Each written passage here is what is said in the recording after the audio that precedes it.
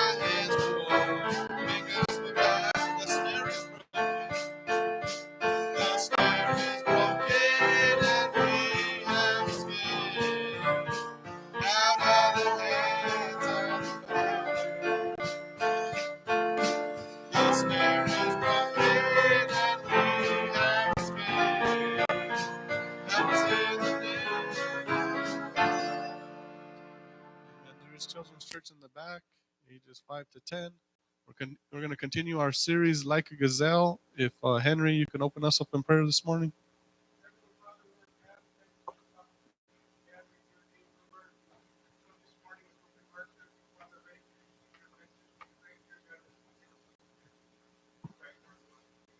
Amen, and welcome out to Sunday school this morning. I appreciate you coming. Just a quick announcement as far as the business or the receipts that Jackie is giving out. Those are just the in-person giving. So if you gave online, you should have received an email. I'll announce that also in the announcements this morning, but you should have also received an email this last week with your tithely giving receipt. And so please take note of that. If you didn't receive that, please let me know, and I can get you a paper copy of that instead. Amen. Let's get into our lesson this morning. We've been looking at for the last number of weeks the series called Like a Gazelle, Breaking the Curse of Poverty. We've defined what poverty is, and we are now showing how it works out practically in our lives and giving practical wisdom in how to break the curse of poverty that just might be in our lives. And so today we're going to look at the third mark of poverty, and that is the mark of laziness. And this is something that all throughout the series has come up from time to time. It is definitely intertwined with a number of the different aspects of poverty. But today we want to specifically look at it. So let's get into our lesson this morning. I need some help with scripture. Proverbs 6, verse 6 through 11. Michelle's going to find that. And then I need Proverbs 6, verse 6. Kim Avila, if you could get that. 6, verse 9. And then I need more scripture. Jeremy, if you could get for me Proverbs 10, verse 26. Kim Martinez, if you could get Luke 14, verse 28 through 30. Saravina, if you could find Proverbs 10, verse 4 through 5. Esteban, if you could get Ecclesiastes 3, verse 1 and 2. Leland, if you could get Proverbs 10, verse 4. Then Juana, if you could find Proverbs 20, verse 4, and we'll stop there for now. Okay, so let's get into today's lesson. Poverty mark number 3, laziness. Let's get our main launching scripture. Today we're going to read just a shortened version of it, Proverbs 6 through 11. 1 through 11 or 6 through 11? 6 through 11. Go forward. Go to the ant, you sluggard. Consider its ways and be wise. It has no commander, no overseer or ruler. Yet it stores its provisions in summer and gathers its food at harvest. How long will you lie there, you sluggard? When will you get up from your sleep? Little sleep, a little slumber, a little folding of the hands to rest, and poverty will come on you like a thief, and scarcity like an armed man. Okay, poverty mark number 3, and laziness. Let's look firstly this morning at the curse of laziness. Multiple times throughout our text, we see that laziness is not a good thing in life. In the beginning, right, God gave man a job to do. He told him, you are to tend the garden. And many commentators believe it's because of Adam's laziness that the snake came into the garden, right? Because if he was tending the garden, he would not have allowed certain things into the garden. And because of that, the serpent was allowed to tempt Eve, right? And so laziness right from the very beginning of time has been an issue, but I would dare say in our day and age, now more than ever. Our text tells us 2 things about people that are lazy. Number 1, they're not wise with their time or with their money. Proverbs 6, verse 6. Go to the ant, you sluggard, consider her ways and be wise.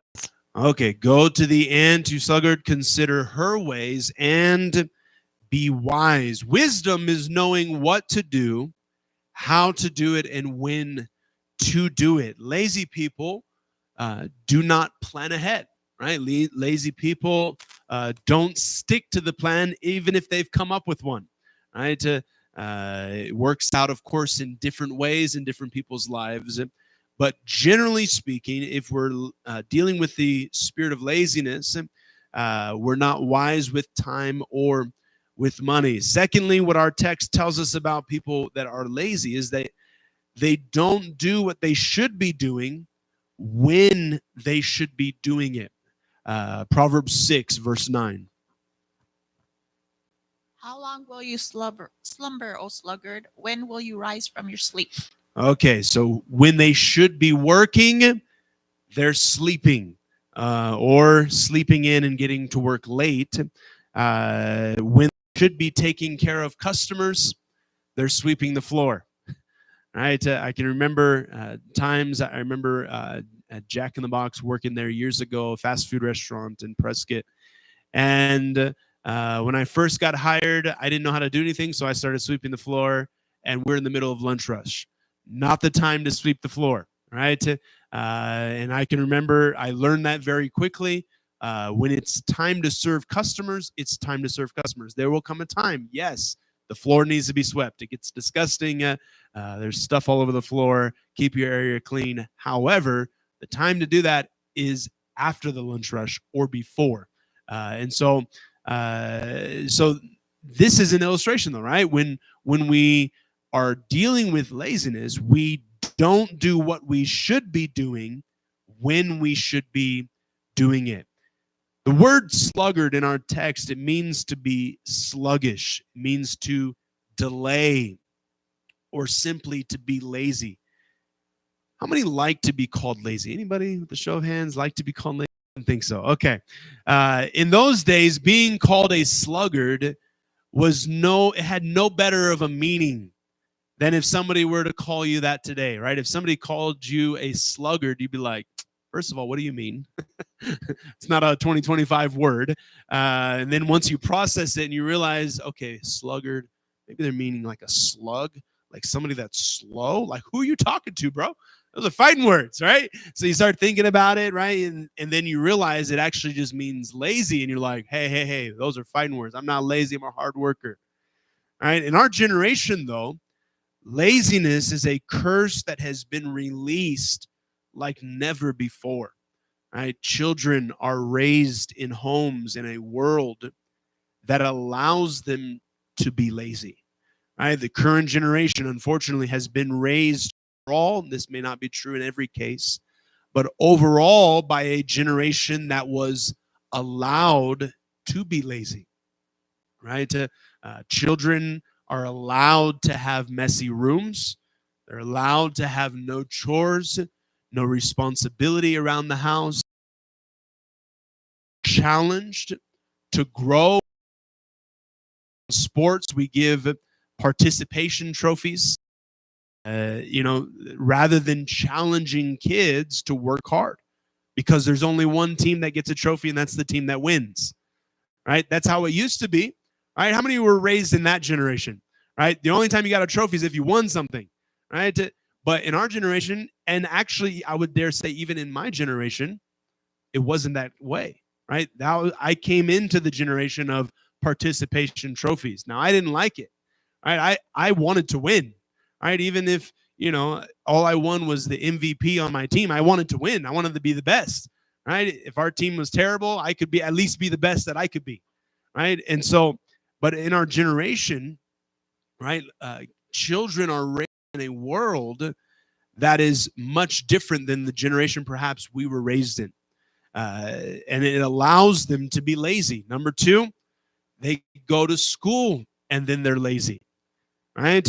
Unfortunately, what happens in the home translates into the classroom, right? I know we have a couple of teachers here in our church, and I'm sure they can give illustrations of the laziness factor they've had to deal with, right? Kids that are lazy at home end up being lazy in the classroom. They somehow are many times passed because teachers allow them to, right? They go to college and somehow pass because they, brown nose, or they come up with ways to, get around certain things. Kids that are playing sports many times are given privileges to be able to make up work in different ways than any of the other kids. They're actually, well, we really want you to play on the team. And so, they're allowed to be lazy. Teachers sometimes turn blind eyes, right? And so then those same kids, students, become workers, right? And then they get hired in the workplace, and we now have lazy workers, right? These are the ones today that are at the hospitals.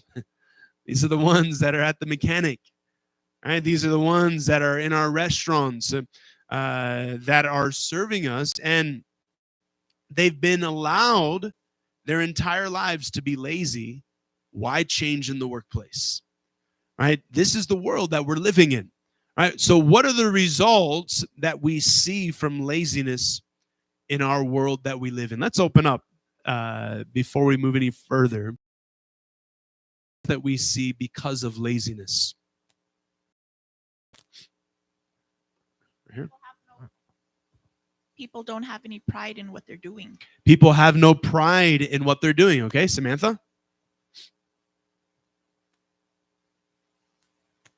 People can have an entitlement mentality. Darius? Like bad health or bad hygiene. Okay, people can have bad health and bad hygiene. Yep, if they're lazy, too lazy to take a shower. Sarah?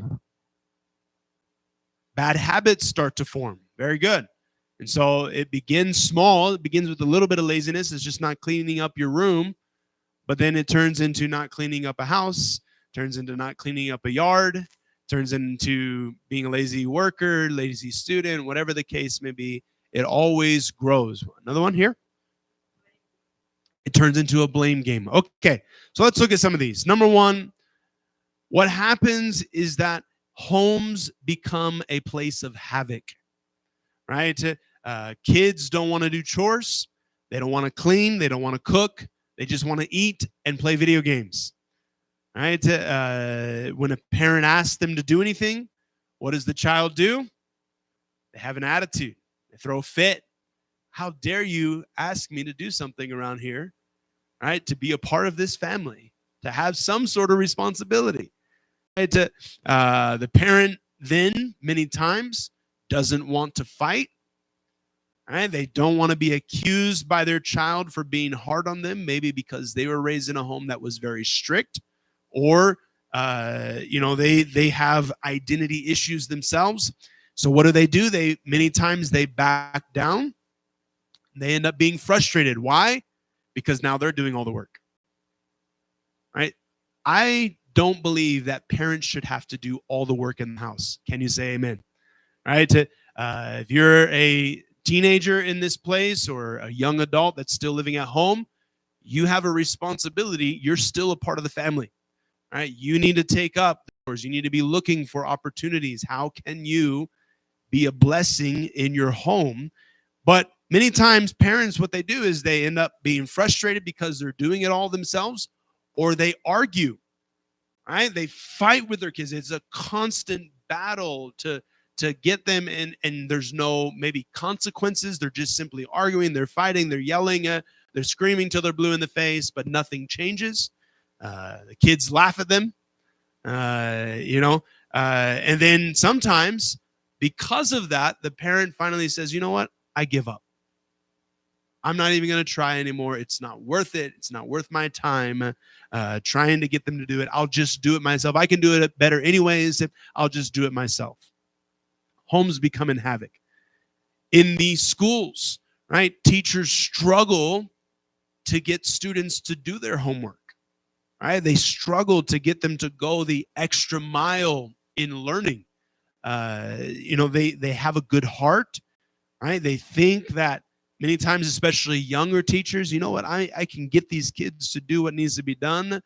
But then when they don't, they get flack from their principals, right? They get flack from their superiors. How come the children, as much as they ought to be, they should be here but they're actually here. What are you doing wrong? Many times the teacher is not doing anything wrong at all, right? The students simply aren't applying themselves due to a issue with laziness. In the workplace, bosses struggle to find good workers that will do the job that they've been hired to do. Kids, they may look good on paper. They may have all of the schooling that is necessary to be able to quote unquote do the job, but then they don't want to work hard. They don't want to work 8 hours for 8 hours pay, right? How many know you should work 8 hours for 8 hours pay, right? 8 hours means you work all 8 hours, not including cell phone time. Cell phone time is break time, lunch time, right? If you're on your cell phone while you're working, you're living dangerously, right? Because it's only a matter of time before your boss catches you, and then there could be repercussions. There could be demotions involved, and that is what you don't want to have happen. Did you know? I know this might be a profound revelation. Did you know that your boss didn't hire you because you needed a paycheck? They didn't hire you because you needed a paycheck. They hired you because they needed a job done. And you were qualified to do the job. I mean, obviously, they're going to give you a paycheck if they're a good boss, right? If they're a legal boss, right? And they should, but that's not actually why they hired you. They hired you because they needed a job done. Bosses get frustrated, and if you're a boss in this place or a supervisor, you can relate to this. Bosses get frustrated with lazy workers, and many times the end result is they fire them, or they don't give them promotions, they don't give them raises. Why? Because they cause more pain than they cause good. Proverbs 10 verse 26 talks about this. As vinegar to the teeth and smoke to the eyes, so the lazy man to those who send him. Okay, interesting how Solomon writes this. He says, as vinegar to the teeth and smoke to the eyes is the lazy man to those who send him. All right, so in other words, lazy workers, lazy students, lazy children, it causes pain to other people. Okay, let's open up. Any questions or comments before we move on throughout the rest of this study? Any questions or comments about the curse of laziness? Maybe stories from your personal life or things that you've seen in other people. course, none of us are lazy, of course.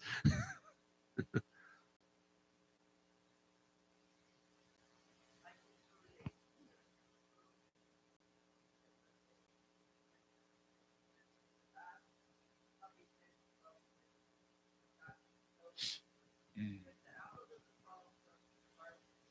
Yep.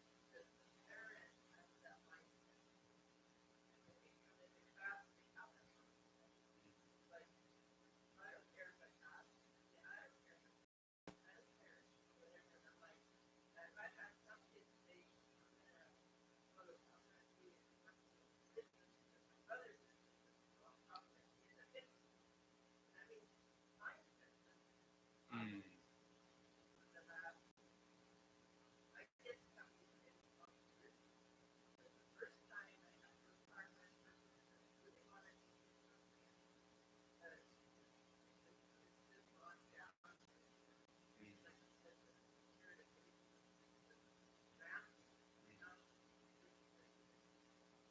Absolutely. Yep. We see it in every walk of life, don't we, Sarah?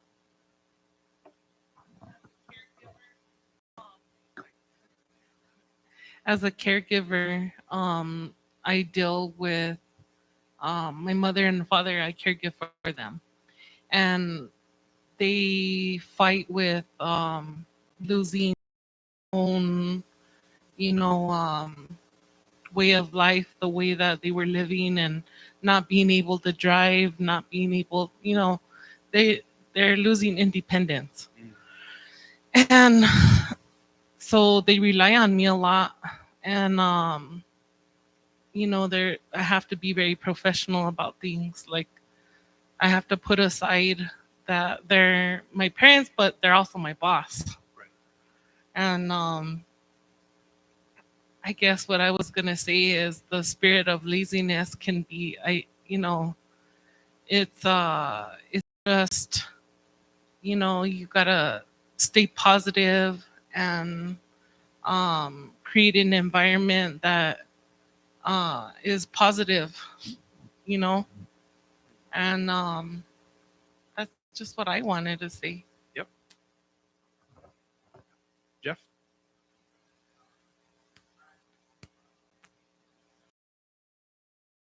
And you can find yourself sometimes start the work, or if you don't begin to work, you can fall into that just feeding off of them. Like, forget it. If they're not going to do it, then I'm not going to do it, you know? And that's the thing I think you have to fight all the time, right? Just make yourself simply look busy, because sometimes you could be busy all day. Somebody will call you lazy. That's because they don't see you working at that time, right? So it's like always that perfect timing.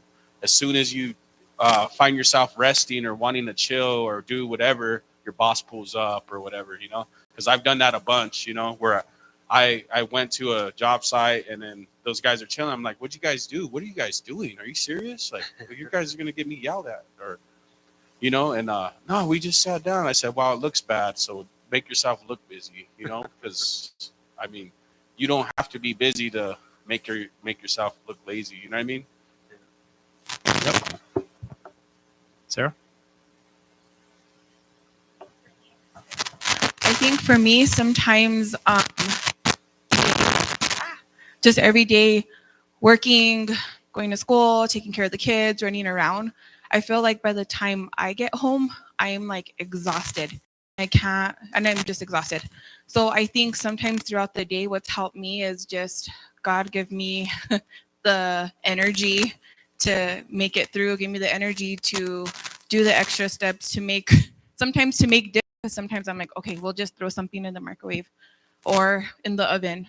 So I think it's for me crying out to God and just asking Him to give me energy to keep going through the day.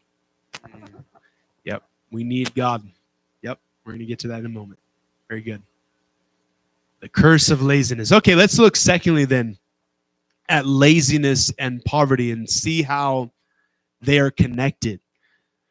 It's interesting in our text that it shows that there is a connection between laziness and poverty. So how does that work out? Number one, when you're lazy, you don't plan ahead financially. right? Jesus, he brings out this truth in Luke chapter 14, verse 28 through 30. For which of you, intending to build a tower, does not sit down first and count the cost, whether he has enough time to finish it, lest, after he has laid the foundation, and it is not able to finish, all who see it begin to mock him, saying, This man began to build and was not able to finish. Okay, so I think this kind of goes back actually to what Jeff was just talking about, and that you can look busy in life. Is looking busy better, or should you plan ahead and be more efficient? Right? When you're lazy in life, you don't plan ahead, especially in regards to finances. Right? There's things that are coming up. There's things that you know you should be budgeting for, but you don't plan ahead financially. Secondly, when you're lazy, you're not diligent with a financial plan. Proverbs 10, verse 4 through 5. He who has a slack hand becomes poor, but the hand of the diligent makes rich. He who gathers in summer is a wise son. He who sleeps in harvest is a son who causes shame. Okay, so he who has a slack hand, in other words, someone that is not willing to give out, somebody that's not diligent. Then it also talks about he who sleeps in harvest. If you sleep in harvest, the reality is it doesn't matter how much you sowed, right? It doesn't matter how much you cultivated it. It doesn't matter how much you watered it. It doesn't matter how much you dung it. It doesn't matter. If you sleep during harvest, guess what? No harvest. It's going to go to waste, right? So when you're lazy, you're not diligent with the resources God has given you. If God gives you resources and you make a budget, you should stick to the budget, right? That is the way that you're going to prosper. But when we're lazy, we don't stick to the plan. Ecclesiastes. To everything there is a season, a time for every purpose under heaven, a time to be born and a time to die, a time to plant and a time to pluck what is planted. Okay, so this is talking about a plan, right? There's a time for certain things, a time to plant and a time to pluck what is planted. So when that time comes, if we're not diligent, right, then we let it slip by. We waste what God wants us to have or to save even. Number 3, people that are lazy in life often wind up losing jobs. Right? They wind up losing homes, their families, etc. They end up in lack. Right? If you lose your job, you're going to end up in lack. You're going to end up in poverty. Right? Proverbs 10, verse 4. He who has a slack hand becomes poor.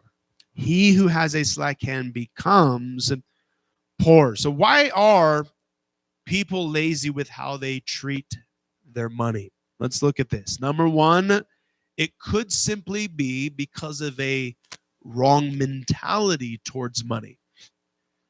I don't need to be diligent. I'll just make some more money. Right?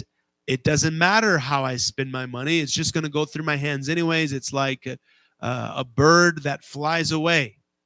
Right? What's the point? Why resist? Why be diligent? Why budget? I make a lot of money. I don't need to budget. We live in an instant gratification culture, don't we?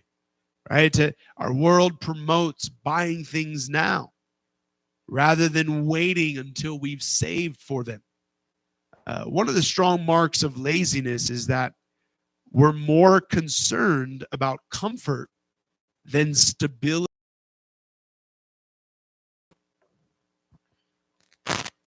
Lazy man will not plow because of winter. He will beg during harvest, nothing. Okay, and then let's get some more scriptures here. I don't think I gave out Proverbs 22, verse 13, did I? Let's get some more scriptures. Jeremy, if you could get that for me, Proverbs 22, verse 13. I need some more help. 14, verse 28, Elisa. Proverbs 6, verse 9 through 11, Kim Martinez. Let's go, Matias. Ecclesiastes 10, verse 18, Darius. Proverbs 24, verse 30 through 34. Leland, Ezekiel 16, verse 44, Selena. Proverbs 29, verse 15. Michelle, Proverbs 6, verse 9 and verse 10.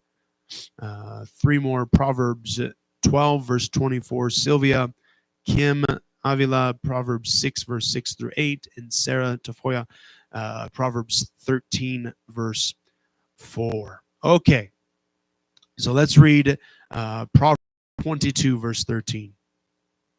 The lazy man says, "There is a lion outside. I shall be slain in the streets." Okay, so these are some marks, right? When we are lazy, we're more concerned. Well, I don't want to, get hurt. Right? I don't want to, get a blister on my hand. Right? I don't want to be tired. Right? And so we can have a wrong mentality, right, about money. Secondly, it could be that we simply lack financial education. Maybe the reason you're lazy with money is you don't know how money works. We talked a few weeks ago about investing in interest, right? When you understand how compound interest works, it'll change how you view money. It'll make you want to save money faster, right? Because the sooner you start saving money, the sooner that compound interest will take effect and your money will start working for you. But if you don't understand what compound interest is, what's the point of saving? I don't understand it. Doesn't matter, whatever, just spend it all.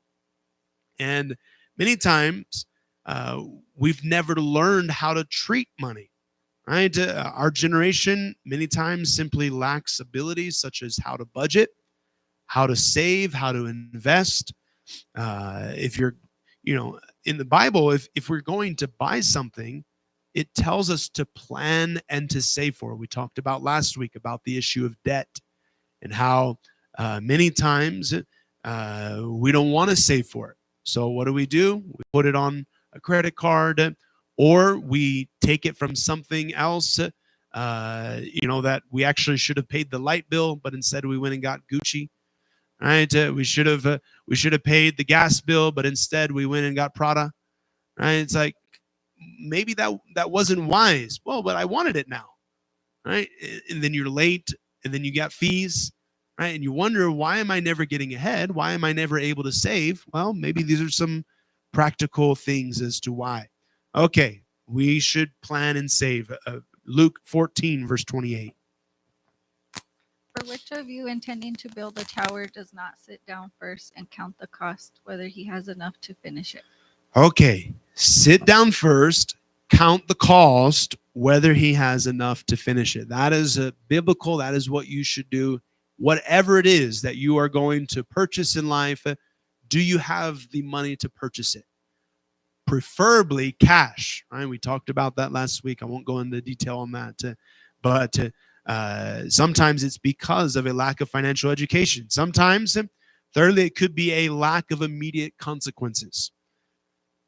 Maybe you're thinking, well, it doesn't matter how I spend my money because I don't have to pay the price for it today. Right? When you get into debt, you don't have to pay it off till next month. Right? You don't have to pay the credit card off until the end of the month or the next month. Therefore, who cares if I go out to eat on credit instead of staying at home and cooking today? Right? We would rather avoid feeling a little overwhelmed today over being completely destroyed tomorrow. Proverbs 6, verse 9 through 11. How long will you slumber, O sluggard? When will you rise from your sleep, a little slumber, a little folding of the hands to sleep? So shall your poverty come on you like a prowler, and your need like an armed man.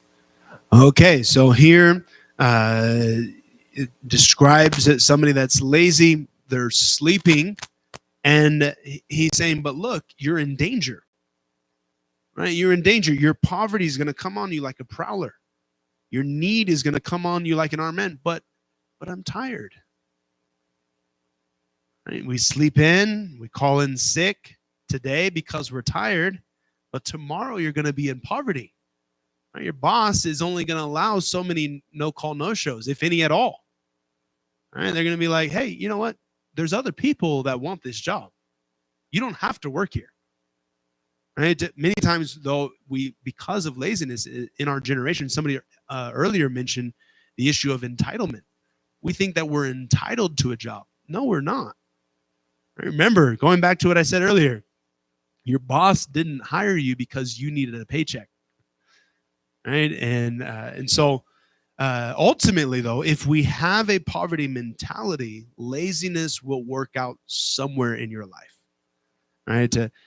Number one, it will work out in the way that we treat what God has given us. Your family, your home, your job, your ministry, your money, your car. If you don't take care of things in life, as we looked at a few weeks ago, they will decay. Right? They will absolutely begin to decay. Ecclesiastes 10, verse 18. Because of the laziness, idleness of hands, the house leaks. Okay, laziness, the building decays. So why don't we take care of things? Because of laziness. Because of a lack of understanding. Proverbs 24 talks about the field of the lazy man. Proverbs 24, verse 30 through 34. I went by the field of the lazy man, and by the vineyard of the man devoid of understanding. And there it was, all overgrown with thorns. Its surface was covered with nettles. Its stone wall was broken down. When I saw it, I considered it well. I looked on it and received instruction. A little sleep, a little slumber, a little folding of the hands to rest. So shall your poverty come like a prowler, and your need like an armed man. Okay, it's interesting. He repeats this. This is what is found in our text, right? In Proverbs 6, verse 11. He literally repeats the exact same thing, but he goes into detail further. He says, I went by the field of the lazy man. He goes through this whole scenario of looking out. And you think about it, practically speaking, it's easier to maintain a field than to let it go. And a year from now, it's like, oh, man, this is going to be a lot of work. All right, everything's overgrown. All the weeds are tall. No longer can you just trim them with a weed whacker. All right, you're talking now you've got to, either uproot them. You've got to dig them out. You've got to get a lawnmower. You've got to, get a tractor, however long they might be, right? It changes things if you don't maintain it, right? If you just allow and just, I'll deal with that later. It's gonna, at some point, it's gonna bite you. It's gonna cause more pain than if it were just, you know what, I'm gonna take care of it today. I'm gonna get it fixed. And so that can be applied in many different areas, right? So number one, the way you treat what God has given you is changed by laziness. Number two, you never get ahead in life if you're lazy.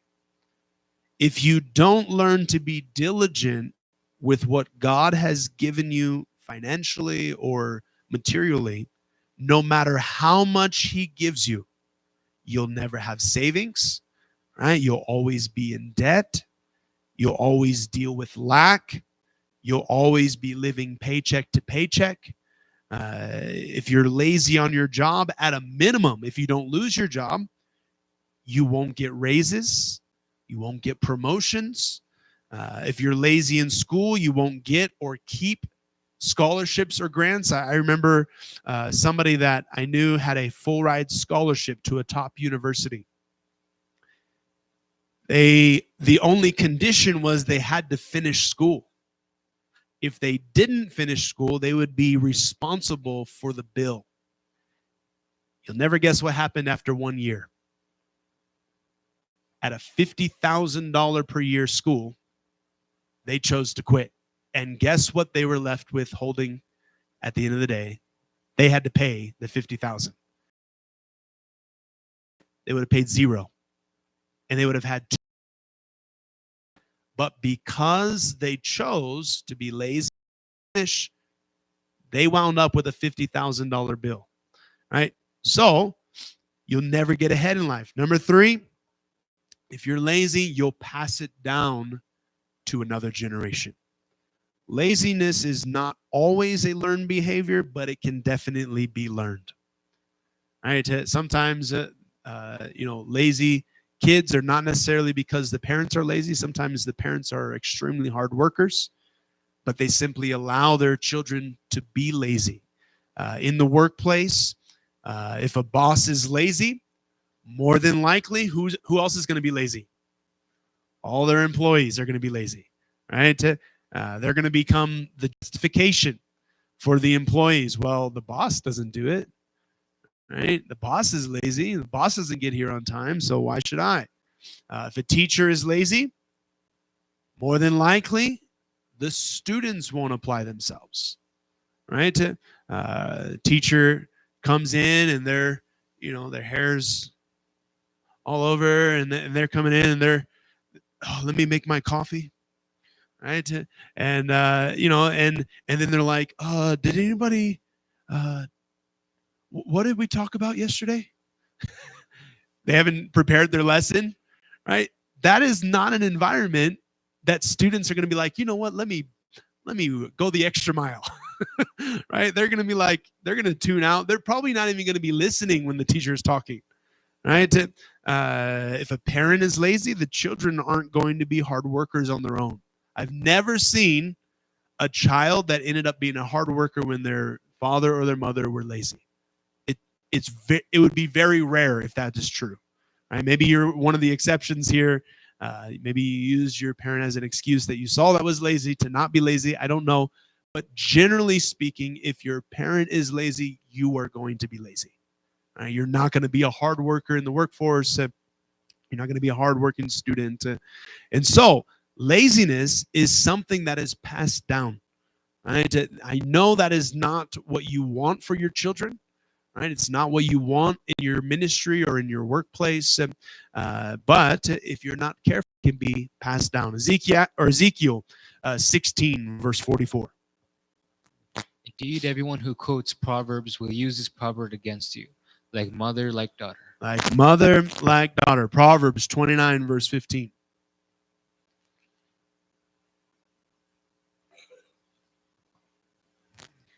The rod and rebuke give wisdom, but a child left to himself brings shame to his mother. Okay, so sometimes the way that laziness can work out is we simply don't discipline our children. This is not a sermon on disciplining your children, but I would strongly encourage you, if you're currently not disciplining your children, you need to do that, right? That is a form of laziness that if you're lazy in child raising, you are not going to end up well. Your child will not end up well. It's going to cause you problems in the future. Mark my words. It's better to endure the little bit of argument and tension now and discipline them than it is later on you're trying to bail them out of jail. Because they are now doing all sorts of craziness because when they were a child, you didn't discipline them. So that's not in my notes, but that is something to take note of. Okay, let's look finally, and then we'll open up for questions again at the end. Let's look at overcoming laziness and poverty. So how can we choose then to overcome laziness? Number one, and I know this is absolutely, wow, you must get out of bed. I know, profound, I know. You can write that down on a bookmark. Right? You must get out of bed. It seems small, but if you'll choose to get out of bed, this is the first step to overcoming laziness. Get up earlier, get to work earlier, get to school earlier, get to bed earlier so that you can get to the other things earlier. Right? It seems small, but it'll absolutely change your way of thinking. It'll change your life. Right? Our text tells us that This is absolutely critical if we're going to overcome laziness. Proverbs 6, verse 9 through 10. How long will you slumber, O sluggard? When will you rise from your sleep? A little slumber, a little folding of the hands to sleep. Okay, so when will you rise from your sleep? It says a little sleep, a little slumber, a little folding of the hands to sleep. In other words, it should be the majority of your life that you're in bed. I mean, obviously there's circumstances, you're sick. I'm not telling you if you're sick that you're doing something evil, right? I don't think any of us are hardworking while we're sick. Maybe you are, but most of us we're probably, that's our laziest point, right? But I will say this, right? The Bible says here, you've got to put a time on it, right? That's why it's good for you to have an alarm, right? A little sleep, a little slumber. So you must get out of bed. Number 2, you must choose to work hard. Whatever you're doing in life, be a hard worker. Work hard at what you're supposed to be doing, right? Don't just, I'm going to do something so that I can look busy. Obviously, everybody wants to look busy in front of the boss, but as soon as they think that he doesn't know that they're not being busy. Well, we live in a generation now that that's changed a little bit, right? Now there's security cameras, right? Now there's ways of tracking movement. There's ways, and then obviously if the job's not getting done, they know you're not doing something, right?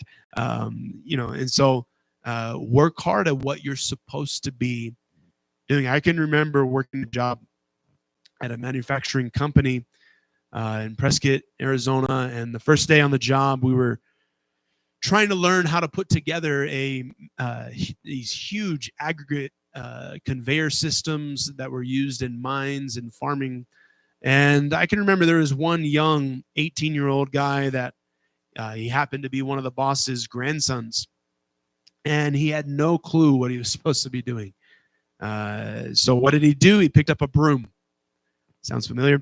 And just started sweeping all over the place. And although that may have some merit in the right time, which at the end of every day we would go and we would all pick up brooms and we would sweep it and make sure our area was clean before we left.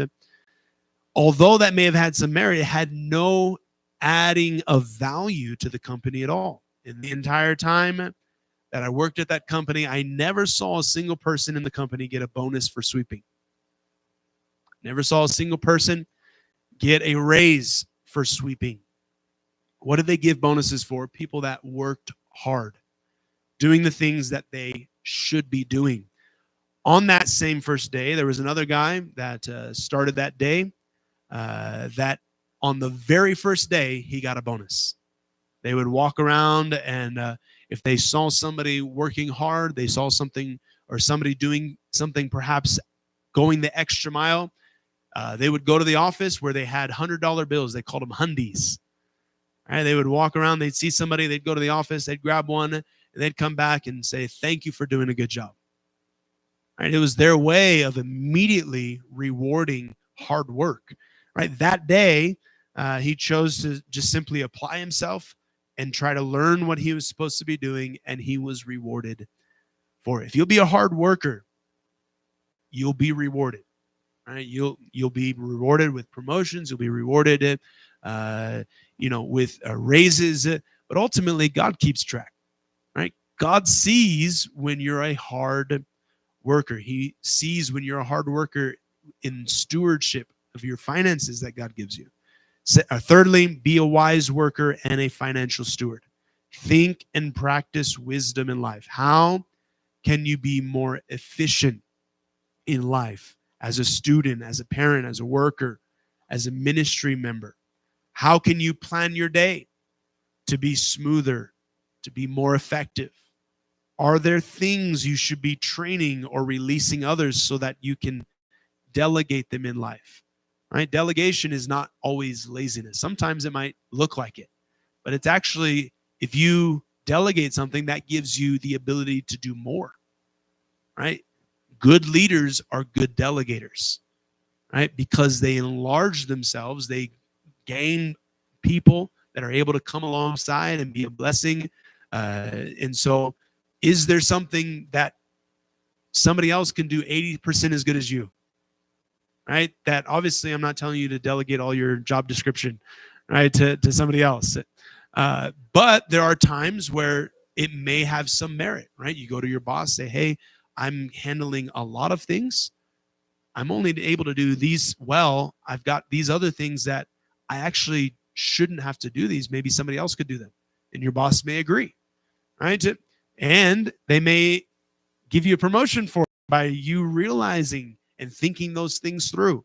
I speak that from experience, right? God has helped me through the years in things like that. And so I encourage you in that. Are there things that you should be doing yourself to save time or money? Right? There's times to delegate, but then there's other times you ought to do it yourself. Right? You get it done faster, and you'll save money, right, by doing it yourself.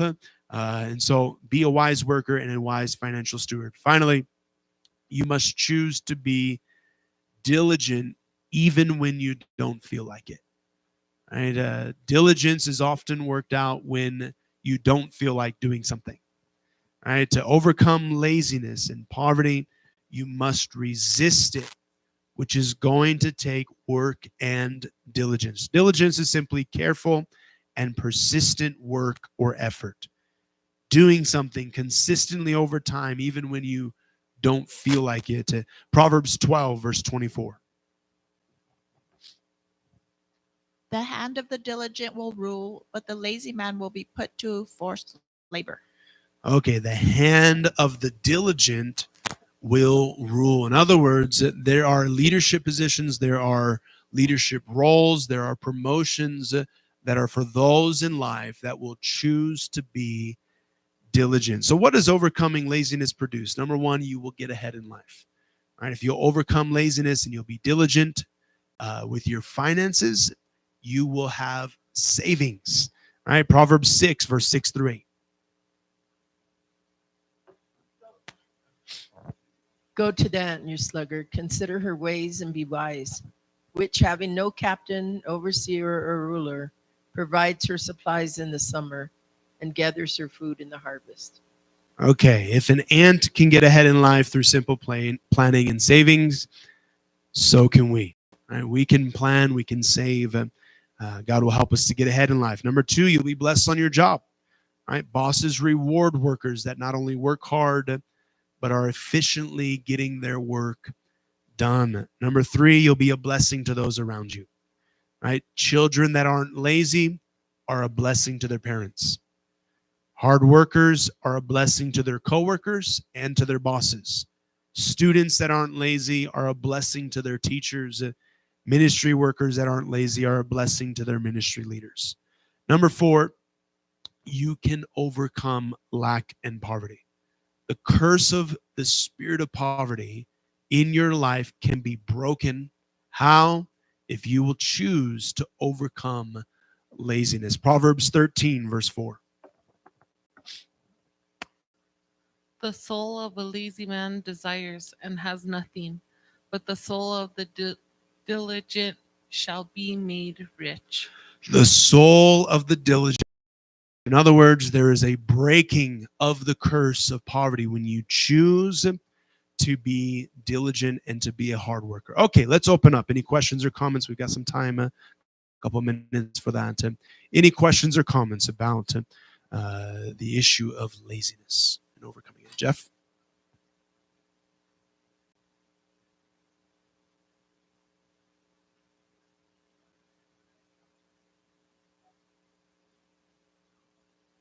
Yep.